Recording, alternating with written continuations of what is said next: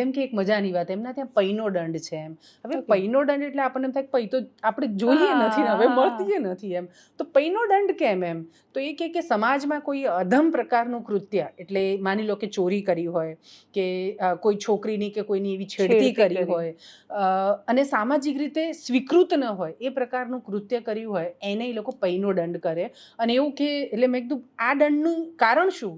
તો કે પૈનો દંડ જેને થાય ને એ પછી ઘરની બહાર જ ના નીકળે, એટલે તારી વેલ્યુ, તારી કિંમત પૈની એ નથી એમ. એટલે મને એમ થયું કે આ કેટલી મજાની, કોઈ પોલીસ સ્ટેશનમાં જવાની જરૂર નથી, પણ એમની આખી જે સિસ્ટમ છે બહુ અદ્ભુત છે. એ બધું ત્યાં મેં જે જાણ્યું, ઇવન આજે પણ કે દારૂ એ કમ્યુનિટીમાં બેન છે. તમે જુઓ કે હવે કહેવાતા ભદ્ર સમાજ ત્યાં આગળ હવે પાર્ટી થવા માંડી છે. ગુજરાતમાં દારૂબંધી છે એવું આપણે કહીએ છીએ, પણ પ્રેક્ટિકલી આપણે મળે જ છે. અને લગ્નોમાં તમે જુઓ કે બીજા બધામાં